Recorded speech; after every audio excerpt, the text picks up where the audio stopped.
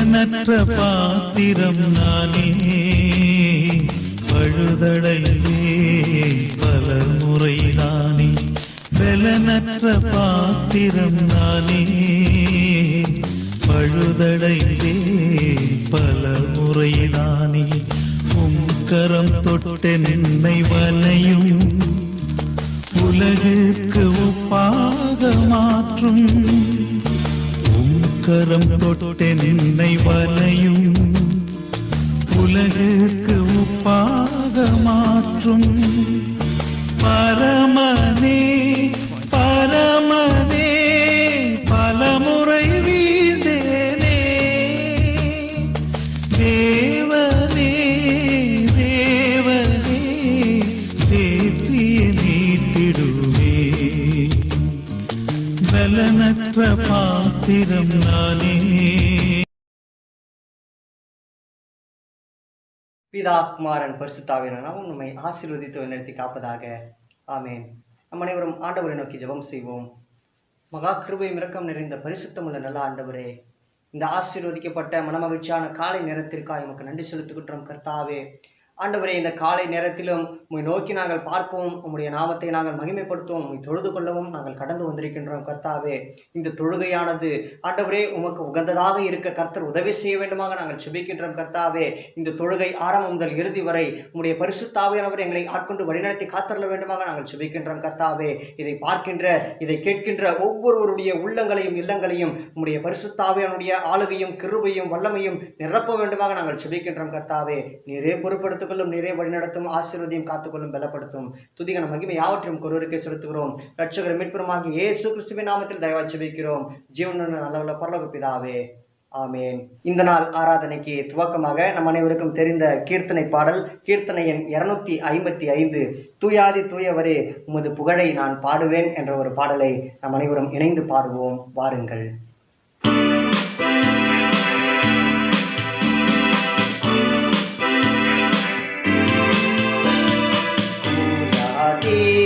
தூயவரே உமது புகழை நான் பாடுவேன். தூயாதி தூயவரே உமது புகழை நான் பாடுவேன். பாரில் எனக்கு வேறென்ன வேண்டும், உயிருள்ள வரை நின் புகழ் பாட வேண்டும். பாரில் எனக்கு வேறென்ன வேண்டும், உயிருள்ள வரை நின் புகழ் பாட வேண்டும். தூயாதி தூயவரே உமது புகழை நான் பாடுவேன். தூயாதி தூயவரே உமது புகழை நான் பாடுவேன். சீடரின் கால்களை கழுவினவர் செந்நீரால் என்னுள்ளம் கழுவிடுமே. சீடரின் கால்களை கழுவினவர் செந்நீரால் என்னுள்ளம் கழுவிடுமே. பாரில் எனக்கு வேறென்ன வேண்டும், உயிருள்ள வரை நின் புகழ் பாட வேண்டும். பாரில் எனக்கு வேறென்ன வேண்டும், உயிருள்ள வரை நின் புகழ் பாட வேண்டும். தூயாதி தூயவரே உமது புகழை நான் பாடுவேன். நோய்களை நீக்கியவர் பாவியின் பாவ நோய் நீக்கிடுமே. பக்தின் நோய்களை நீக்கியவர் பாவியின் பாவ நோய் நீக்கிடுமே. பாரில் எனக்கு வேறென்ன வேண்டும், உயிருள்ள வரை நின் புகழ் பாட வேண்டும். பாரில் எனக்கு வேறென்ன வேண்டும், உயிருள்ள வரை நின் புகழ் பாட வேண்டும். தூயாதி தூயவரே உமது புகழை நான் பாடுவேன். துயரங்கள் பாரினில் அடைந்தவரே துன்பங்கள் தாங்கிட பலன் தாருமே. துயரங்கள் பாரினில் அடைந்தவரே துன்பங்கள் தாங்கிட பலன் தாருமே. பாரில் எனக்கு வேறென்ன வேண்டும், உயிருள்ள வரை நின் புகழ் பாட வேண்டும். பாரில் எனக்கு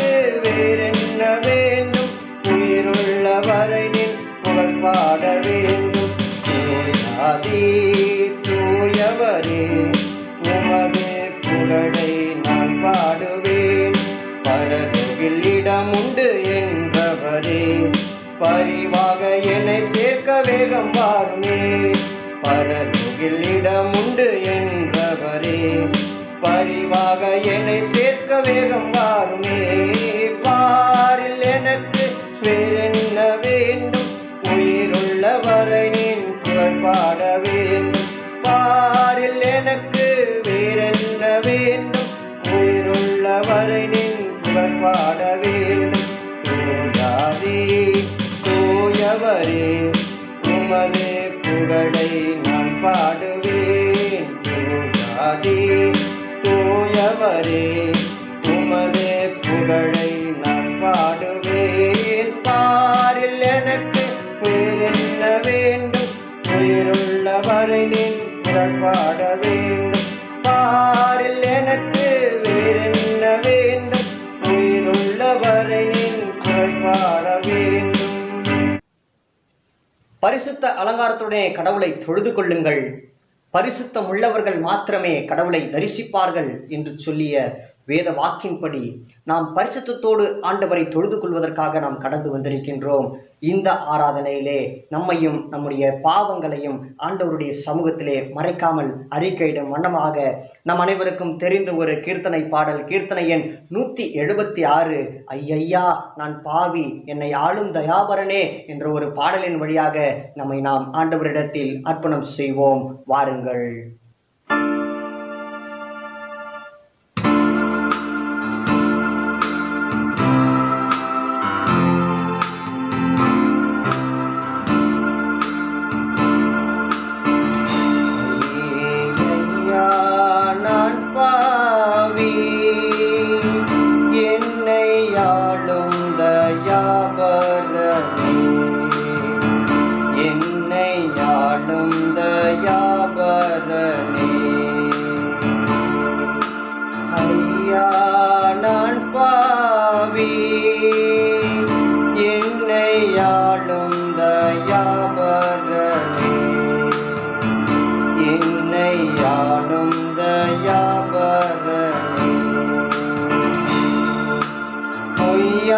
உலக உல்லாசத்தினால் மனம் போன வழி நடந்தே.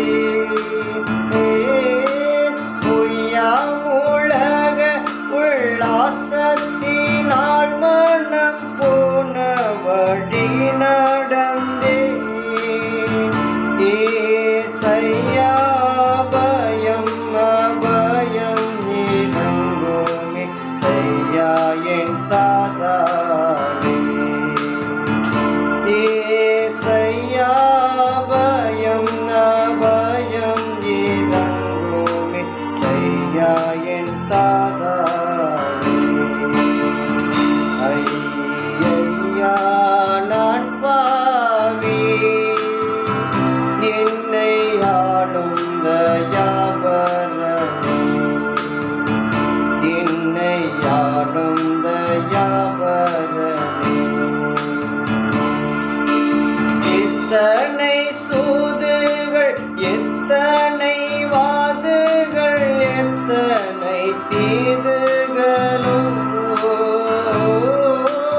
எத்தனை சூதுகள் எத்தனை வாதுகள் எத்தனை தீதுகளும். எனதத்தனையும் பிழை அத்தனையும் தாண்டலும்.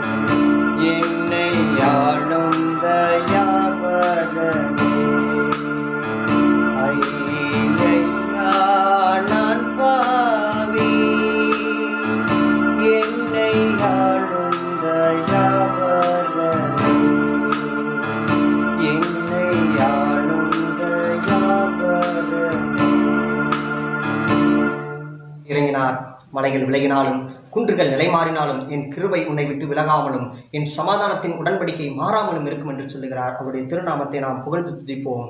வாருங்கள். உம்மை வல்லபிதாவே உதயம் செய்வோம் உம்மை மானசே உதிரம் மாட்சிமைக்கே பரனே உம்மை மாட்சிமைக்கே பிதாவே.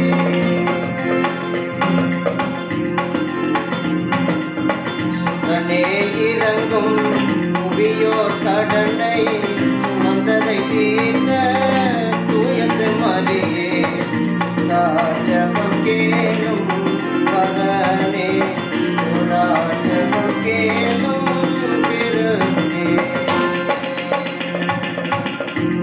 பிதாவின் மகிமையில் நீரே நிமலாதீனோ நாடுகிறீரே இதமே அர்ச்சனையே உன்னத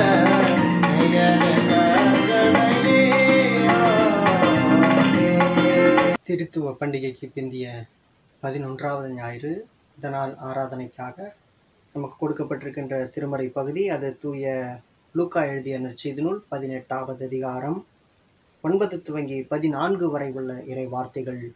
லூக்கா 18வது அதிகாரம் 9 துவங்கி 14 வரை.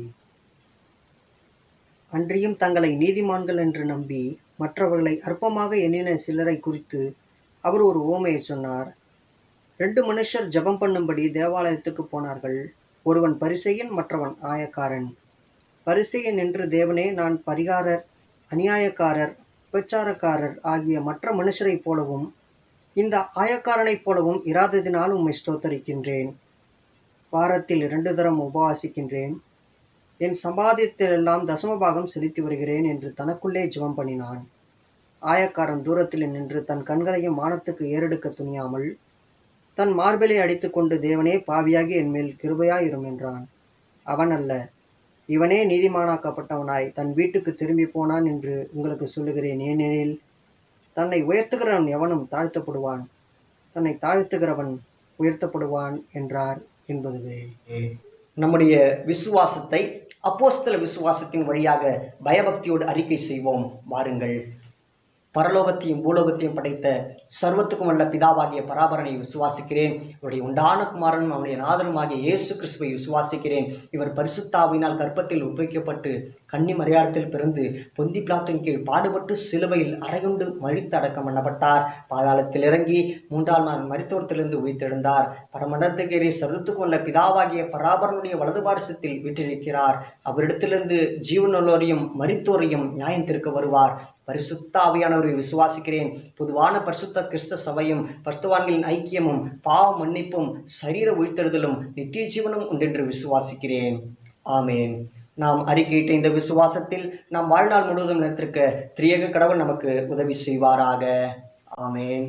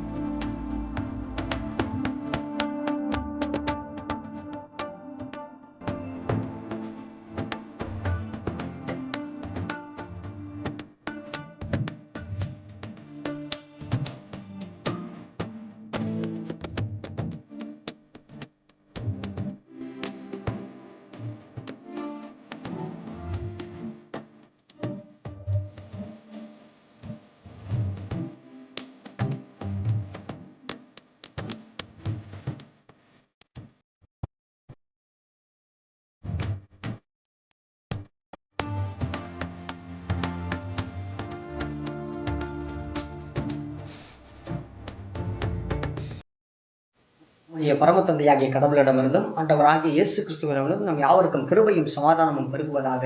ஆமென். நாம் கண்களை மூடி ஆண்டவரை நோக்கி ஜெபம் செய்வோம். மகா கிருபை இரக்கம் நிறைந்த பரிசுத்தமுள்ள நல்ல ஆண்டவரே, ஆசீர்வதிக்கப்பட்ட நேரத்திற்காக நமக்கு நன்றி செலுத்துகின்றோம் கர்த்தாவே. இதோ இந்த நேரத்திலும் உம்முடைய வார்த்தைகளுக்காக நாங்கள் காத்து நிற்கின்றோம். உம்முடைய வார்த்தைகளின் வழியாக நீர் எங்களோடு பேச வேண்டும் என்று சொல்லி நாங்கள் விரும்புகின்றோம் ஆண்டவரே. உம்முடைய வார்த்தைகளின் வழியாக நீர் எங்களை போஷிக்க வேண்டுமாக நாங்கள் ஜெபிக்கின்றோம். நீர் பேசும் நாங்கள் கேட்கின்றோம். உம்முடைய நாமத்துக்கு மகிமை உண்டாகட்டும். துதிகன மகிமை யாவற்றையும் நமக்கு ஒருவருக்கு செலுத்துகிறோம். இரட்சகர் மீட்பருமாகிய இறைமகன் இயேசுவின் வழியாக வேண்டுகின்றோம். வாழ்வு கொடுக்கின்ற நல்ல கடவுளே, ஆமென். ஆண்டவராகிய இயேசு கிறிஸ்துவின் நாமத்திலே உங்கள் யாவருக்கும் என் அன்பின் வாழ்த்துக்களை தெரிவித்துக் கொள்கிறேன். கர்த்தர் தாமே நம் அனைவரையும் அளவுக்கு அதிகமாக ஆசீர்வதித்து வழிநடத்தி காப்பாராக. ஆமென். இன்றைய நாள் திருமறை தியானத்திலே நமக்கு கொடுக்கப்பட்டிருக்கின்ற திருமறை பகுதி, அது லூக்கா 18வது அதிகாரம் 9 துவங்கி 14 வரை உள்ள இறை வார்த்தைகளை நாம் வாசிக்க கேட்டோம். இந்த இறை வாசகத்தில் 2 நபர்களை அடையாளப்படுத்துகின்றார். முதலாவது, அது பரிசேய கூட்டத்தினராக காணப்படுகிறார்கள். மற்றொரு கூட்டத்தினர், இவர்கள் ஆயக்கார கூட்டத்தினராக இருக்கிறார்கள். பரிசேயர் என்றால் யார்? அவர்களுடைய குணாதிசயங்கள் என்ன? அவர்களுடைய செயல்பாடுகள் என்ன? ஆயக்காரர் என்பவர் யார்? அவருடைய குணாதிசயங்கள் என்ன? அவருடைய செயல்பாடுகள் என்ன என்பதை நாம் தெரிந்து கொள்வதற்கு முன்பதாக 9வது திருமறை வார்த்தையை நாம் எடுத்து தியானித்தோம் என்று சொன்னால், அன்றியும் தங்களை நீதிமான்கள் என்று நம்பி மற்றவர்களை அற்பமாக எண்ணின சிலரை குறித்து அவர் ஒரு உண்மை சொல்லுகின்றார். முதலாவது பாருங்கள், தங்களை நீதிமான்கள் என்று நம்பி மற்றவர்களை அற்பமாக எண்ணிய சிலரை குறித்து. ஆக இந்த பதம் சொல்லப்படுகின்ற நபர்கள் யார் என்பது இந்த பின்வருகின்ற வார்த்தைகளை நாம் தியானித்தோம் என்று சொன்னால் தெளிவாக நாம் அறிந்து கொள்ள முடியும் என்பது நமக்கு எல்லளவும் மறுக்க முடியாத உண்மையாக இருக்கின்றது. இங்கே காணப்படுகின்றவர்களில் தங்களை தாங்கள் நீதிமான்கள் என்று சொல்லிக் கொண்டவர்கள் இந்த பரிசேய கூட்டத்தினராக காணப்படுகிறார்கள். ஆக பரிசேயர் என்பவர் யார் என்பதை குறித்து இப்பொழுது நாம் தெளிவாக பார்த்தோம் என்று சொன்னால், பரிசேயர்கள் முதலாவது காலகட்டங்களிலே தோன்றப்பட்ட நபர்களாக இருக்கின்றார்கள். அதாவது கிறிஸ்து பிறந்ததற்கு பிறகு 1வது நூற்றாண்டு காலகட்டங்களில் காணப்பட்ட நபர்களாக இருக்கின்றார்கள். அதாவது பழைய ஏற்பாடு காலகட்டத்தினுடைய நிறைவு, புதிய ஏற்பாட்டு காலகட்டத்தினுடைய துவக்கம் ஆகிய 2 காலகட்டங்களுக்கு நடுவாக உருவாக்கப்பட்ட நபர் கூட்டமாக இருக்கின்றவர்கள் தான் இந்த பரிசேய இனக்குழுவினராக இருக்கின்றார்கள். இந்த பரிசேய இனக்குழுவினர் ஒரு யூத சமூக குழுவினராக இருக்கிறார்கள். இவர்கள் நியாயப்பிரமாண சட்டத்தை தங்களுடைய வாழ்க்கையிலே அப்படியே நடைமுறையிலே காண்பிக்கக்கூடியவர்களாகவும் பிறரை அதே பாதையிலே நடத்தக்கூடியவர்களாகவும் காணப்படுகிறார்கள் என்பது திருமறை ஆய்வாளர்களின் வழியாக நாம் பார்க்க முடிகின்ற செய்தியாக இருக்கின்றது. திருமறையில் சொல்லப்பட்டிருக்கின்ற இறை சட்டங்களை எப்படி கடைபிடிக்கிறார்கள் என்று சொன்னால், ஓய்வு நாளை ஆசரிக்க நினைப்பாயாக என்று சொல்லப்பட்ட அந்த கட்டளைகளையும் அதற்கு கொடுக்கப்பட்டிருக்கின்ற சட்டத்தினை எடுத்து பார்த்தோம் என்று சொன்னால், மிஷ்னா சட்டம் 364 சட்டங்களிலே சொல்லப்பட்டிருக்கின்ற சட்டங்களிலே முக்கியமான சட்டமாக குறிப்பிடப்படுகின்றது இந்த ஓய்வு நாள் சட்டம். இந்த ஓய்வு நாளிலே எந்த ஒரு காரியத்தையும் செய்யக்கூடாது, எந்த ஒரு வேலைகளையும் செய்யக்கூடாது, எந்த ஒரு அலுவல்களிலும் ஈடுபடக்கூடாது என்பதுதான் திருமறையின் வழியாக கடவுளின் வழியாக மக்களுக்கு எடுத்து கூறப்பட்டிருக்கின்ற சட்டங்களாக இருக்கின்றது என்று சொல்லி அந்த மிஷ்னாவிலே குறிப்பிடப்பட்டிருக்கின்ற சட்டமாக இருக்கின்றது. ஆக இதனை அப்படியே எழுத்துக்கு எழுத்தாகவும் வார்த்தைக்கு வார்த்தையாகவும் அப்படியே கடைபிடிக்கக்கூடியவர்களாக காணப்படுகிறார்கள். உதாரணமாக, ஓய்வு நாளில் யாராவது ஒருவர் உதவிக்காக கேட்டு மன்றாடி கொண்டிருந்தார்கள் என்று சொன்னால், அந்த காரியங்களை காதிலே வாங்காதபடி இவர்கள் வாழ்ந்து கொண்டிருப்பார்கள். ஏனெனில் அவர்களுக்கு உதவி செய்து விட்டோம் என்று சொன்னால் ஒரு செயலை நாம் செய்து விட்டோம். ஆக ஒரு உதவி செய்வது என்பது ஒரு பணி. ஒரு பணியை நாம் செய்து விட்டோம் என்று சொன்னால் அந்த ஓய்வு நாளை கடைபிடிக்கின்ற சட்டத்திட்டங்களுக்கு நாம் மாறாக நடந்து விட்டோம் என்பது ஊர்ஜிதமாகிவிடும். சட்டங்களை மீறினவர்களாக நாம் வாழ்ந்து விட்டோம் என்பதை அறிந்தவர்களாக இவர்கள் இப்பேற்பட்டது எழுத்துக்கு எழுத்தாக வார்த்தைக்கு வார்த்தையாக அப்படியே தங்களுடைய வாழ்க்கையிலே அந்த மிஷ்னா சட்டங்களை கடைபிடித்தவர்களாக காணப்பட்டவர்கள் தான் இந்த பரிசேய கூட்டத்தினர். மேலும் பரிசேயர்களுடைய போதனையும் பிறருக்கு எடுத்து கூறக்கூடிய போதனையும் இதுவாகத்தான் இருந்தது. பரிசேயர்கள் கூட்டத்தினை ஒரு மினி பிரீஸ்ட் என்று சொல்லுவார்கள். ஒரு நல்ல ஒரு நற்செய்தியாளர் கூட்டமாக இருக்கின்றார்கள். இவர்கள் ஒரு நற்செய்தியாளர்கள். எங்கே பார்த்தாலும் சென்று கடவுளுடைய வார்த்தைகளை, கடவுளுடைய சட்ட திட்டங்களை மக்களிடத்திலே போதித்து கடவுளின் பாதையிலே அவர்களை வழிநடத்துவதற்கு, அந்த சட்ட திட்டங்களுக்கு நேராக மக்களை வழிநடத்துவதற்கு உதவிகரமாக இருந்தவர்கள் இந்த பரிசேய கூட்டத்தினர் என்பது இல்லளவும் மறுக்க முடியாத உண்மையாக இருக்கின்றது. பரிசேயர் என்கின்ற வார்த்தைக்கு எபிரேய பதத்தை நாம் எடுத்து பார்த்தோம் என்று சொன்னால், இவர்கள் தங்களை தாங்களே வேறுபடுத்தி கொண்டவர்கள், தங்களை தாங்களே தனித்துவமாக காட்டிக் கொண்டவர்கள் என்று சொல்லப்பட்டிருக்கின்ற வார்த்தையின் அழுத்தமாக இருக்கின்றது. வேறுபடுத்தி கொண்டவர்கள் என்று சொன்னால், பிற மக்கள் எல்லாரும் பாவிகளாக இருக்கின்றார்கள், பிற மக்கள் எல்லாரும் கடவுளுடைய சட்டங்களை கடைபிடிக்க மறுக்கின்றவர்களாக, கடவுளுடைய சட்டங்களை கடைபிடிக்கிறவர்களாக காணப்படவில்லை. மாறாக நாங்கள் எல்லாம் சட்டங்களை சரியாகவும் நேர்த்தியாகவும் செம்மையாகவும் கடைபிடித்து வருகின்றோம். எனவே கடவுளுடைய பார்வையில் நாங்கள் மட்டுமே நீதிமான்களாக இருக்கின்றோம் என்று சொல்லி தங்களை தாங்களே மற்ற மக்களோடு இணைந்து கொள்ளாது, மற்ற மக்களோடு சேர்ந்து இருக்காது, தங்களை பிரித்து காட்டுகின்ற ஒரு கூட்டத்தினராக காணப்பட்டவர்கள் தான் இந்த பரிசேய கூட்டத்தினர். பரிசேயர்கள் ஏற்கனவே சொன்னது போல அவர்களும் யூத குழுவை சேர்ந்தவர்கள் தான். மேலும் பரிசேயர்களுடைய சிறப்பு அம்சங்களை எடுத்து நாம் பார்த்தோம் என்று சொன்னால், பரிசேயர்கள் மக்கள் மத்தியிலே ஒரு உயர்ந்த ஒரு ஸ்தானத்தை பெற்றிருந்தவர்களாக இருந்தார்கள். எப்படி? அவர்கள் மிஷ்னா சட்டங்களை அப்படியே கடைபிடிக்கிறார்கள். மக்களிடத்தில் பேசும் பொழுதும், மக்களிடத்தில் உரையாடும் பொழுதும் அந்த சட்டங்களை கூறுகின்ற செய்திகளை மாத்திரமே போதனைகளாக எடுத்துக் கூறுகிறார்கள். எனவே சட்டங்களை அப்படியே கடைபிடிக்கின்றவர்களாக இருக்கிறார்களே என்று சொல்லி மக்கள் ஒரு உயரிய மதிப்பையும், உயரிய ஸ்தானத்தையும், உயரிய சிந்தனையையும் அவர்கள் மீது செலுத்தி அவர்களை ஒரு உயர்ந்த நிலையிலே வைத்து மக்கள் பார்க்கின்ற ஒரு சூழலைத்தான் நாம் பார்க்க முடிகின்றது. ஆக இந்த பரிசேய கூட்டத்தினருக்கு ஒரு சிறப்பு மரியாதை என்பது அந்த காலகட்டங்களில் காணப்பட்ட மக்கள் கூட்டத்தினரிடம் இருக்கின்ற ஒன்றாக இருக்கின்றது. மேலும் மக்களை தங்களுடைய கட்டுப்பாட்டுக்குள்ளாகவே வைத்திருந்தவர்களாக இருந்தவர்கள் தான் இந்த பரிசேய கூட்டத்தினர். ஏனெனில் ரோம ஆட்சி கட்டங்களில் தான் இந்த பரிசேய கூட்டத்தினர்கள் தோன்றுகிறார்கள். இந்த காலகட்டங்களில் மக்கள் விக்கிரக வழிபாட்டிற்கு நேரடியாக செல்லுகின்றார்கள். அந்த மக்கள் நேரடியாக விக்கிரக வழிபாட்டுக்கு செல்லுகின்ற மக்களை தடுத்து கடவுள் சொல்லுகின்ற அந்த சட்டத்திட்டங்களை அவர்களுக்கு போதித்து கடவுளுக்கு நேரான பாதையிலே அவர்களை வழிநடத்தி பல்வேறு ஆலயங்களை உருவாக்கி அவர்களை அந்த இடங்களுக்கு நேராக வழிநடத்தி அவர்களை அங்கே அமர்த்தி சினகாகுக்கு கொண்டு சென்று அவர்களை வழிபடுவதற்கு, மக்கள் கடவுளை வழிபடுவதற்கு ஏற்புடையவர்களாக வாழ முயற்சி செய்தவர்கள் தான் இந்த பரிசேய கூட்டத்தினர். ஆக கடவுளுக்கு நேரான பாதையை காட்டினார்கள். மாறாக ஏன் கடவுள் இவர்களை வெறுக்கின்றார் என்ற ஒரு வார்த்தையை தான் நாம் பார்க்க வேண்டும். இவர்கள் மக்களுக்கு போதித்தது எல்லாம் என்ன?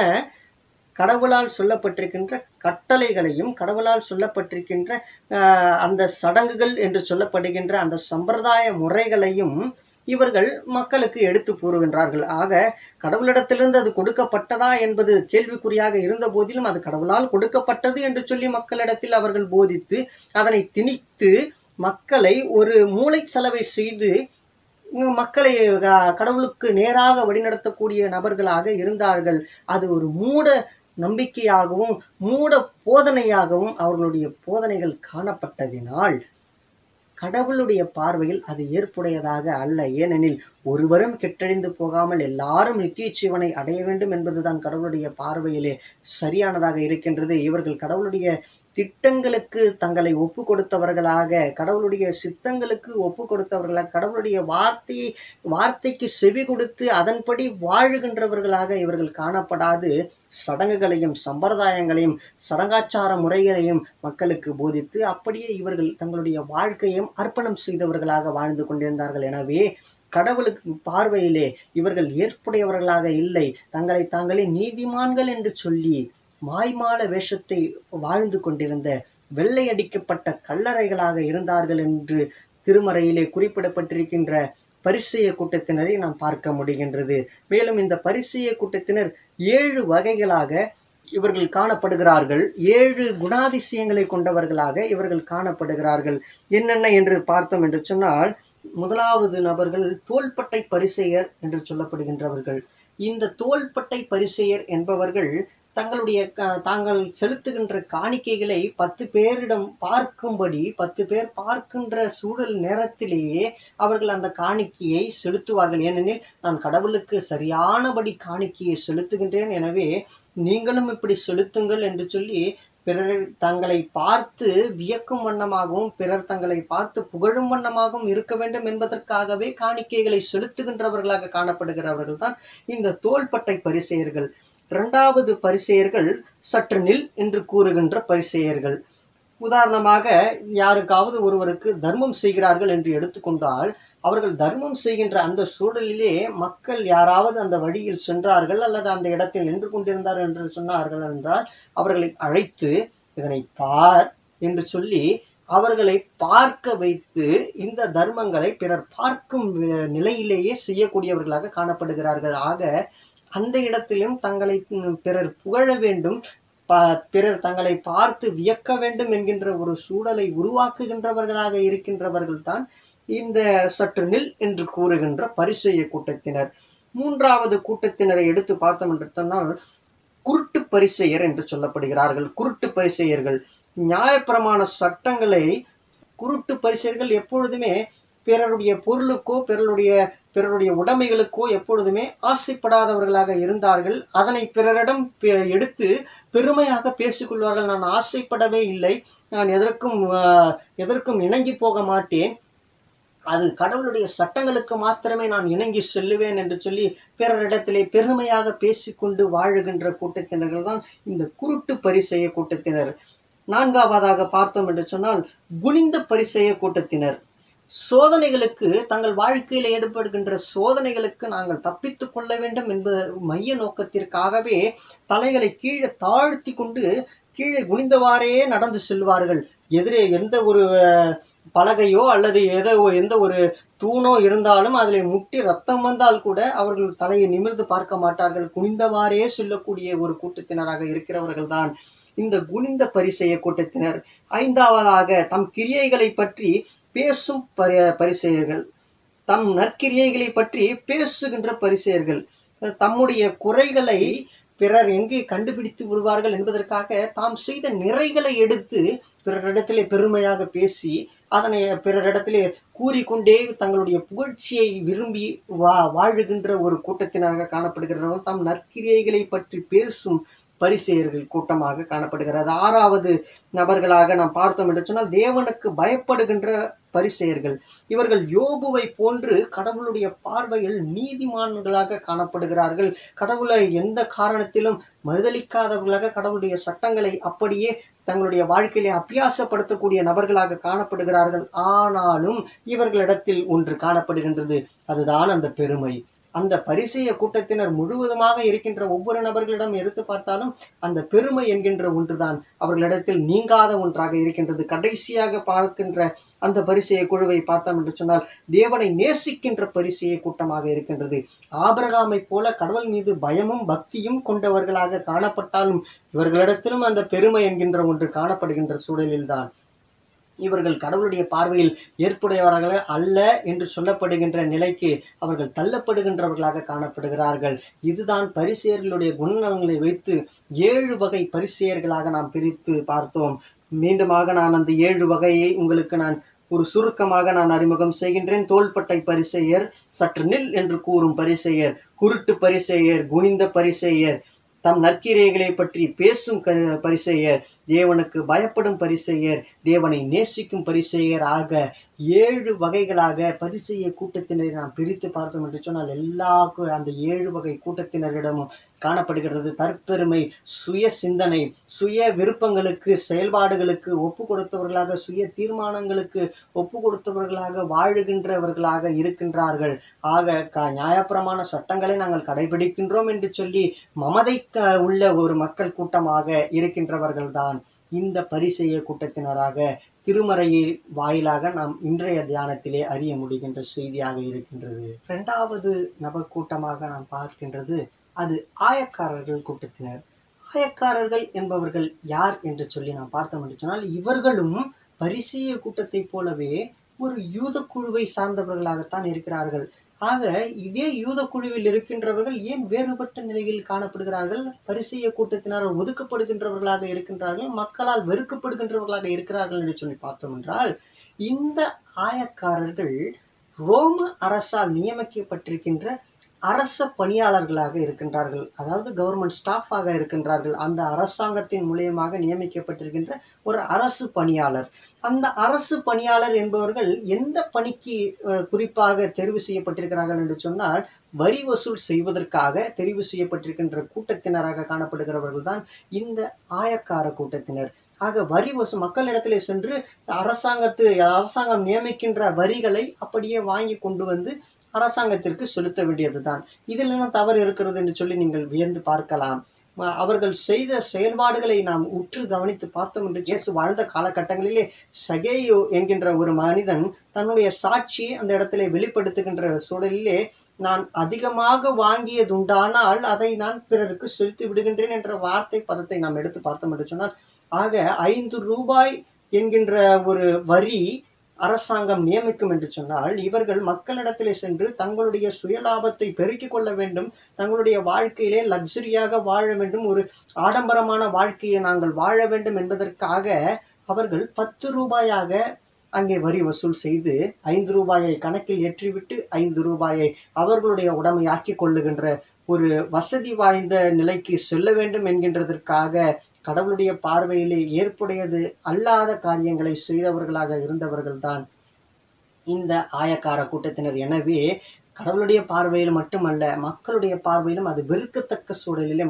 மக்களுடைய பார்வையிலும் மக்கள் அவர்கள் மீது ஒரு வெறுக்கத்தக்க ஒரு சூழலை உண்டாக்கக்கூடிய செயல்பாடுகளை அந்த நபர்கள் செய்ததினால் மக்களால் வெறுக்கப்படத்தக்க ஒரு நபர்களாகவும், மக்களால் இழிவாக நினைக்கப்படத்தக்க ஒரு நபர்களாகவும், மேலும் வரி என்ற ஒரு சூழல் வரும் என்று சொன்னால் அந்த இடத்தில் ஆயக்காரர்கள் தான் ஞாபகத்துக்கு வருகிறார்கள். எனவே ஆயக்காரர்கள் முழுவதுமாக பாவிகள் என்று சொல்லி மக்களால், அந்த பரிசேய கூட்டத்தினரால் போதிக்கப்பட்டிருக்கின்ற போதனையோடு மட்டுமல்லாது மக்களுடைய அந்த வறுமையின் நிலையிலையும் பாவிகள் என்று அடையாளப்படுத்தப்படுகின்ற நபர் கூட்டமாக இருக்கின்றவர்கள் தான் இந்த ஆயக்கார கூட்டத்தினராக இருக்கிறார்கள் என்பது நாம் தெளிவாக பார்க்க முடிகின்றது. இப்பொழுது நாம் நம்முடைய திருமறை தியானத்துக்குள்ளாக நாம் சென்றோம் என்று சொன்னால், நமக்கு தெளிவான இறை வார்த்தைகளின் அர்த்தம் நமக்கு புரிய வரும் என்பது எல்லளவும் மறுக்கப்பட முடியாத உண்மையாக இருக்கின்றது. 2 மனுஷர் ஜெபம் பண்ணும்படி தேவாலயத்திற்கு போனார்கள். ஒருவன் பரிசேயன், மற்றவன் ஆயக்காரன். இது ஒரு பொதுவான ஓமையாக சொல்லுகின்றார். ஆக இந்த இடத்திலே நாம் எடுத்து பார்த்தோம் என்று சொன்னால், பரிசேய குழுவை மாத்திரம் இயேசு கடிந்து கொண்டு நீதிமான்களாக எண்ணுகிறார்கள் என்று சொல்லி சொல்லுகின்றாரா, அல்லது பரிசேயருடைய சிந்தனைகளை கொண்ட அநேக மக்கள் கூட்டம் இருக்கின்றார்களா என்று சொல்லி எடுத்து பார்த்தோம் என்று சொன்னால், 2வது தான் கரெக்டா சரியான பதமாக இருக்கின்றது.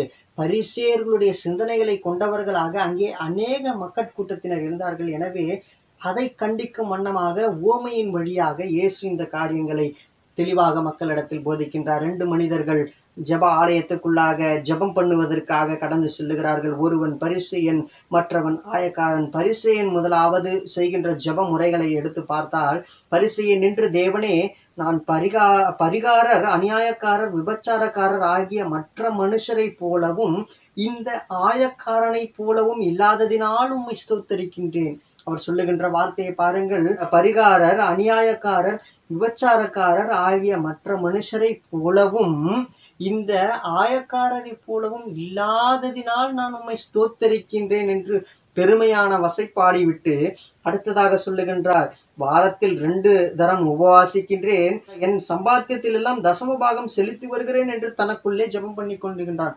ஆக கடவுளுக்கு செலுத்துகின்ற காணிக்கைகளை கூட எங்க கடவுளுக்கு ஞாபகப்படுத்துகின்ற ஒரு நபரை போல, கடவுள் ஏதோ பார்க்காமல் இருக்கின்றத மாதிரியும் இவர் தான் அதை ஞாபகப்படுத்தி கடவுளுக்கு எடுத்து கூறுகின்றது போலவும், இவர் தான் செய்த ஒவ்வொரு செயல்பாடுகளை, தான் கொடுத்த ஒவ்வொரு செயல்பாடுகளையும் கடவுளுக்கு நினைப்பூட்டுகிறவராகவும் கடவுளிடத்திலே தெரிவிக்கின்றவராகவும் பெருமையாக பேசி கொண்டிருக்கின்ற தற்பெருமையாளராக காணப்படுகின்றவராகவும் இருக்கின்றவர் தான் இந்த பரிசேயராக இருக்கின்றார். இந்த ஜெபம் இதோடு நிறைவு பெறுகின்றது. அடுத்ததாக ஆயக்காரன் தூரத்திலே நின்று தன் கண்களை வானத்துக்கு ஏறெடுக்க துணியாமல் தன் மார்பிலே அடித்து கொண்டு, தேவனே, பாவியாகிய என் மேல் கிருபையாயிரும் என்று ஜெபிக்கின்றார். வானத்தை கூட ஏறெடுத்து பார்க்க துணியவில்லை என்கின்ற பதத்தை எடுத்து பார்த்தோம் என்று சொன்னால், அவர் தன்னுடைய நிலையை உணர்கின்றார். நான் செய்தது முற்றிலுமாக அநியாயமான காரியங்களாக இருக்கிறது. நான் அறிந்தும் அறியாமலும், தெரிந்தும் தெரியாமலும், புரிந்தும் புரியாமலும், ஒவ்வொரு நிமிடமும் ஒவ்வொரு நொடித்துளியும் நான் ஆண்டவருக்கு விரோதமாக நான் பாவம் செய்திருக்கின்றேன். கடவுளுக்கு விரோதமான பாவத்தை நான் செய்திருக்கின்றேன். எனவே நான் பாவி பாவி என்கின்ற அந்த சிந்தனையை உள்ளவராக, கடவுளிடத்தில் காணப்படுகின்ற அந்த கிருபையை எதிர்பார்த்து காத்திருக்கின்றவராக இருக்கின்றவர் தான் இந்த ஆயக்காரராக இருக்கின்றார். எனவேதான் அவர் சொல்லுகின்றார், அவனல்ல இவனே நீதிமானாக்கப்பட்டவனாய் தன் வீட்டிற்கு திரும்பி போனான் என்று உங்களுக்கு சொல்லுகின்றனாக, நீதிமானாக்கப்பட்டவனாக என்கின்ற வார்த்தையில் தான் முழு அர்த்தத்தையும் உள்ளடக்கியதாக இருக்கின்றது. அவன் வெறுமையாக வந்து வெறுமையாக சொல்லவில்லை. அங்க பரிசேயரும் ஜெபிக்கின்றார், ஆயக்காரரும் ஜெபிக்கின்றார். ஆனால் பரிசேயர் வெறுமையாக வந்து வெறுமையாக திரும்பி சொல்லுகின்றார். ஆனால் ஆயக்காரர் வெறுமையாக வந்து கடவுளுடைய கிருபையை பெற்றுக்கொண்டவராக, நீதிமானாக்கப்பட்டவராக அந்த இடத்தை விட்டு கடந்து செல்லுகின்றவராக, பாவியாக வந்து நீதிமானாக்கப்பட்டவனாக அந்த இடத்தை விட்டு கடந்து செல்லுகின்றதுதான் இந்த இடத்தில் மைய அழுத்த செய்தியாக காணப்படுகின்றது. ஆக எடுத்து பார்த்தோம் என்று சொன்னால், கடைசியாக சொல்லுகின்ற அந்த வார்த்தைகளை, ஏனெனில் தன்னை உயர்த்துகிறவன் தாழ்த்தப்படுவான், தன்னை தாழ்த்துகிறவன் உயர்த்தப்படுவான் என்ற வார்த்தையை கடைசியாக அழுத்தம் பொருந்திய வார்த்தையாக இயேசு முன்மொழிகின்றார். தன்னைத்தான் உயர்த்துகிறவன் என்றைக்கும் தாழ்த்தப்படுவான், தன்னை தாழ்த்துகிறவன் நிச்சயமாக உயர்த்தப்படுவான் என்ற வார்த்தைகளை சொல்லுகின்றார். ஏனெனில் கடவுள் முன்பதாக நான் ஒன்றுமே இல்லை, கடவுள்தான் என்னை இயக்கி கொண்டிருக்கின்றார். கடவுளுடைய கிருபையும் கடவுளுடைய தயவும் கடவுளுடைய இரக்கமும் கடவுளுடைய அனுக்கிரகமும் இல்லை என்று சொன்னால் நாம் நிற்க முடியாது என்ற வார்த்தையை உணர்ந்தவராக காணப்பட்ட அந்த ஆயக்காரர் தன்னை முழுவதுமாக ஆண்டவருடைய சமூகத்தில் தாழ்த்து விடுகின்றார். முழுவதுமாக ஆண்டவருடைய சமூகத்தில் ஒப்பு கொடுத்து விடுகின்றார். முழுவதுமாக ஆண்டவருடைய சமூகத்தில் தந்து விடுகின்றார். ஆண்டவரே, என் மீது கிருபையாயிரும், உம்முடைய கிருபை இல்லை என்று சொன்னால் நான் நிற்க முடியாது. ஆண்டவரே, ஆண்டவரே, நாங்கள் நிற்பதும் நிர்மூலமாகாதிருப்பதும் கர்த்தருடைய கிருபை என்று தூய பவுலடிகளார் சொன்ன வார்த்தைகளை முன்பதாகவே அறிமுகம் செய்தவராக இந்த ஆயக்காரர் காணப்படுகின்ற சூழலை நாம் பார்க்க முடிகின்றது. பாருங்களேன், இதே சூழலில் நாம் இன்றைக்கும் அநேக மக்கள் கூட்டத்தை பார்க்க முடிகின்றது. தற்பெருமைக்காகவும் சுய பெருமைக்காகவும் பிறர் நம்மை புகழ வேண்டும் என்பதற்காகவும் தங்களை நீதிமான்களாக காட்டிக்கொள்ள வேண்டும் என்பதற்காகவும் அநேகர் காணப்படுகின்றார்கள். அவர்களை குறித்து கடவுள் சொல்லுகின்ற எச்சரிக்கையின் வார்த்தையாகத்தான் இன்றைய நாள் அருளுடைய தியானம் அமைந்திருக்கின்றது. மாறாக அவர்கள் மனம் திரும்பி எங்கே அந்த ஆயக்காரர் எப்படி ஜெபித்தாரோ அதே ஜெபத்தை போல அவர்கள் ஆண்டவருக்கு முன்பதாக தாழ்த்தினார்கள் என்று சொன்னால் நிச்சயமாக அவர்கள் உயர்த்தப்படுவார்கள் என்று சொல்லப்பட்டிருக்கின்றது. அது யாருக்கோ சொல்லப்பட்ட உவமைகளாக அல்ல, இது நமக்கும் சொல்லப்பட்ட உவமைகளாக இருக்கின்றது. நாம் ஆண்டவருக்கு முன்னதாக ஒன்றுமே இல்லை என்பதை நாம் உணர்ந்தவர்களாக நாம் வாழ வேண்டும். ஆண்டவருடைய கிருபையும் ஆண்டவருடைய தயவும் ஆண்டவருடைய அனுக்கிரகமும் ஆண்டவருடைய இரக்கமும் இல்லை என்று சொன்னால் நாம் வாழ முடியாது என்பதை ஒவ்வொரு மணித்துளியும் உணர்ந்தவர்களாக, ஆண்டவரே பாவியாகி என் மீது கிருபையாயிரும், பாவியாகி என் மீது கிருபையாயிரும் என்று சொல்லி ஒவ்வொரு நிமிடமும் நாம் ஜெபிப்பதற்கு முன்பதாக நாம் ஆண்டவருடைய சமூகத்தில் நம்மை நாம் ஒப்பு கொடுத்து ஆண்டவருடைய தூய இரத்தத்தினால் கழுவப்பட்டவர்களாக, நம்முடைய பாவ கரைகளை கழுவி கொண்டவர்களாக, தூய்மையாக்கப்பட்டவர்களாக நாம் காணப்படுவோம் என்று சொன்னால் நம்முடைய ஜெபங்கள் கடவுளுடைய சமூகத்தில் அப்படியே சென்றடையும். அவைகள் ஆம் என்றும் ஆமேன் என்றும் அங்கீகரிக்கப்படும். ஒரு அலைபேசி இருக்கிறது என்று எடுத்துக்கொள்ளுங்களேன். அந்த அலைபேசியில் நான் எடுத்து ஹலோ என்ற ஒரு வார்த்தையை நான் பேசுகின்றேன் என்று சொன்னால் அது எதிர்த்தரப்பிலே சென்று அந்த வார்த்தை கேட்டால்தான் நிச்சயமாக அடுத்த பதில் எனக்கு வந்து சேரும். நான் பாட்டுக்கு இங்கே பேசிக்கிட்டு இருந்தேனாக்கா அவருக்கு கேட்கலன்னு வைங்களேன், நிச்சயமா அவர் பதில் எனக்கு கொடுக்க முடியாது. அல்லது அவர் சொல்லுகின்ற பதில் எனக்கு கேட்கலனாக்க நிச்சயமா அடுத்த வார்த்தை என்னாலும் பேச முடியாது. இதுதான் நம்முடைய ஜெப முறை. நம்முடைய ஜெபம் தூபம் போல ஆண்டவருடைய சமூகத்தில் எட்டப்பட வேண்டும். அப்பொழுதுதான் அந்த அவரிடத்திலிருந்து வரக்கூடிய பதில் நமக்கு வந்து சேரும்.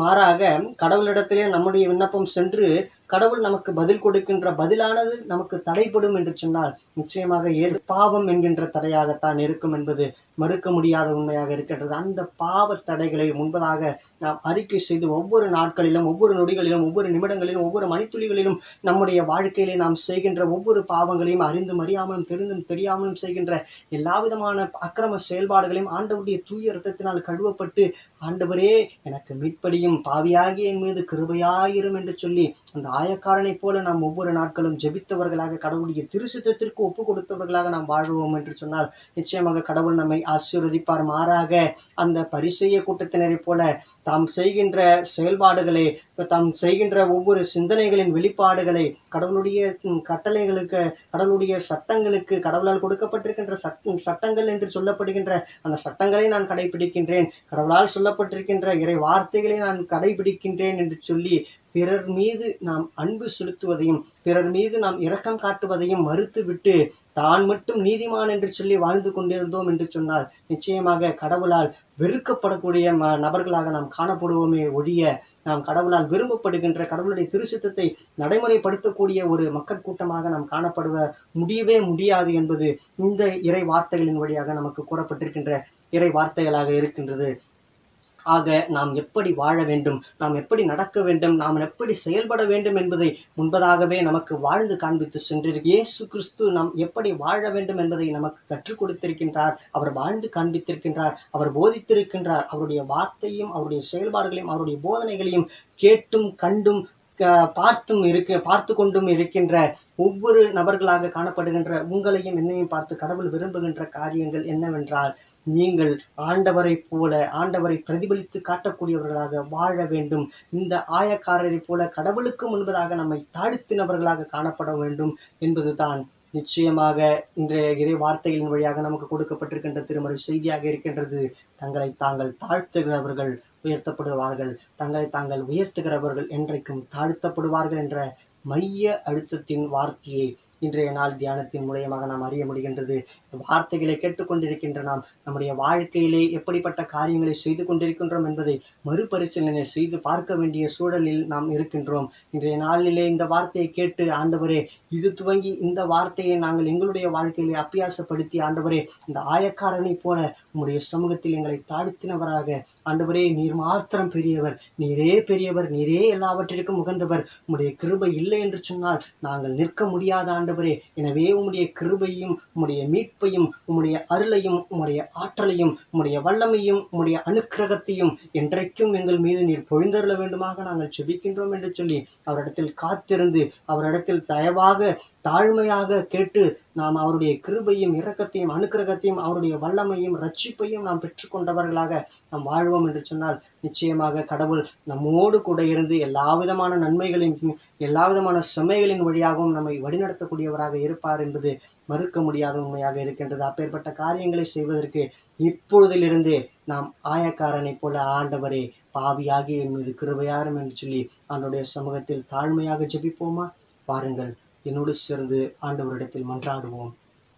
இரக்கத்தில் ஐஸ்வர்யமுள்ள, பரிசுத்தமுள்ள நல்ல ஆண்டவரே, இந்த ஆசீர்வதிக்கப்பட்ட மனமகிழ்ச்சியான நேரத்திற்காக உமக்கு நன்றி செலுத்துகின்றோம் கர்த்தாவே. ஆண்டவரே, இதோ இந்த நேரத்திலும் உம்முடைய வார்த்தைகள் எங்களுக்கு தெளிவாக போதித்திருக்கிறது கர்த்தாவே. ஆண்டவரே, நாங்கள் எப்படி நடக்க வேண்டும், நாங்கள் எப்படி வாழ வேண்டும், நாங்கள் எப்படி பேச வேண்டும், நாங்கள் எப்படி செயல்பட வேண்டும், நாங்கள் எப்படி ஒவ்வொரு காரியங்களிலும் நாங்கள் நடந்து கொள்ள வேண்டும் என்பதை எங்களுக்கு தெளிவாக கற்றுக் கொடுத்திருக்கிறது கர்த்தாவே. ஆண்டவரே, உம்முடைய வார்த்தைகள் எங்களுடைய வாழ்க்கையில் நாங்கள் அபியாசப்படுத்தி, ஆண்டவரே உம்முடைய சித்தத்தை வெளிப்படுத்தக்கூடியவர்களாக, உம்முடைய சித்தத்தை நடைமுறைப்படுத்தக்கூடியவர்களாக, உம்முடைய சித்தத்தை பிறருக்கு தெரிவிக்கக்கூடியவர்களாக ஆண்டவரே நாங்கள் வாழ கிருபை செய்ய வேண்டுமாக நாங்கள் ஜெபிக்கின்றோம். வெளிவேடக்காரரை போல, வெள்ளையடிக்கப்பட்ட கல்லறைகளைப் போல மாய்மால வேஷம் உள்ள மனிதர்களாக, மனிதர் கூட்டமாக நாங்கள் வாழாதபடி ஆண்டவரே, எங்களை தாழ்த்தினவர்களாக, உங்களுடைய சமூகத்தில் வெறுமையாக்கினவர்களாக நாங்கள் வாழ எங்களுடைய உள் இருதயங்களை நீர் பக்குவப்படுத்தி எங்களை உம்முடைய பாதையிலே வழிநடத்த வேண்டுமாக நாங்கள் ஜெபிக்கின்றோம். அதற்காக எங்களையும் நாங்கள் ஒப்புக் கொடுக்கின்றோம் கர்த்தாவே. உம்முடைய திருநாமத்திற்கு இன்று துவங்கி எங்களை பயன்படுத்த வேண்டுமாக நாங்கள் ஜெபிக்கின்றோம். உம்முடைய ஆணி பாய்ந்த கரங்களுக்குள்ளாக எங்களை தாழ்த்துகின்றோம். உம்முடைய வல்லமையான கரங்களுக்குள்ளாக எங்களை ஒப்புக் கொடுக்கின்றோம். உம்முடைய கிருபையின் கரங்களுக்குள்ளாக எங்களை தாழ்த்தி வெறுமையாக்குகின்றோம். ஆண்டவரே, உமக்கு உகந்த பாத்திரங்களாய் நீர் எங்களை வணைந்து கொண்டு, ஆண்டவரே உம்முடைய தூய ஆவியினால் எங்களை நிரப்பி, ஆண்டவரே பிறருக்கு பயன்படக்கூடிய பாத்திரங்களாக எங்களை பயன்படுத்த வேண்டுமாக நாங்கள் ஜெபிக்கின்றோம். உம்முடைய திருநாமத்துக்கு மட்டுமே மகிமை உண்டாகட்டும். எங்களோடு கூட இரும், எங்களை ஆசீர்வதியும், எங்களை பலப்படுத்தும், எங்களை காத்துக்கொள்ளும், எங்களை பராமரித்துக் கொள்ளும், வழிநடத்தும். துதிகன மகிமை யாவற்றையும் ஒருவருக்கு செலுத்துகிறோம். ரட்சகர மீட்பெரும் ஆகிய இயேசு கிறிஸ்துவின் நாமத்தில் தயவாய் ஜெபிக்கிறோம். ஜீவனுள்ள நல்ல பரலோக பிதாவே, ஆமென். பரமண்டலத்தில் எங்கள் பிதாவே, உடைய நாமம் பரிசுத்தப்படுவதாக, உடைய ராஜ்யம் வருவதாக, உடைய சித்தம் பரமண்டலத்தில் செய்யப்படுவது போல பூமியிலையும் செய்யப்படுவதாக. அன்றற்கு வேண்டிய ஆகாரத்தை இன்று எங்களுக்கு தாரும். எங்கள் கடனாளிகளுக்கு நாங்கள் மன்னிக்கிறது போல எங்கள் பாவங்களை மன்னித்தரலும். எங்களை சோதனைக்குட்பட பண்ணாமல் தீமை எழுந்து ரட்சித்தரலும். ராஜ்யமும் வல்லமையும் மகிமையும் என்றென்றைக்கும் உமக்கே உரித்தாகுக. ஆமேன். இதோ உலகத்தின் கடைசி பரியந்தம் வரைக்கும் சகல நாட்களிலும் நான் உங்களோடு கூட இருக்கிறேன்னு சொன்ன நம்முடைய ஆண்டவராகிய இயேசு கிறிஸ்துவின் கிருபையும் பிதாவாகிய பராபரனுடைய அன்பும் பரிசுத்தாவினுடைய ஐக்கியம் ஆசீர்வாதம் வழிநடத்தலும் இன்றும் என்றும் நம் அனைவரோடும் குறிப்பாக இந்த காணொலியின் வாயிலாக நம்மோடு இணைந்திருக்கின்ற ஒவ்வொரு சகோதர சகோதரர்களுடைய உள்ளத்தோடும் இல்லத்தோடும் இருந்து ஆசீர்வதித்து பலப்படுத்தி காப்பதாக. ஆமேன். என் ஆத்மாவே கர்த்தரை ஸ்தோத்திரி, என் முழுவல்லமே அவருடைய பரிசுத்த நாமத்தை ஸ்தோத்திரி. என் ஆத்மாவே கர்த்தரை ஸ்தோத்திரி, கர்த்தர் செய்த சகல உபகாரங்களையும் மறவாதே. ஆமேன். சுவாமி கிருபையாயிரும், கிறிஸ்துவே கிருபையாயிரும், சுவாமி கிருபையாயிரும். ஆமேன். ஸ்தோத்திரம்.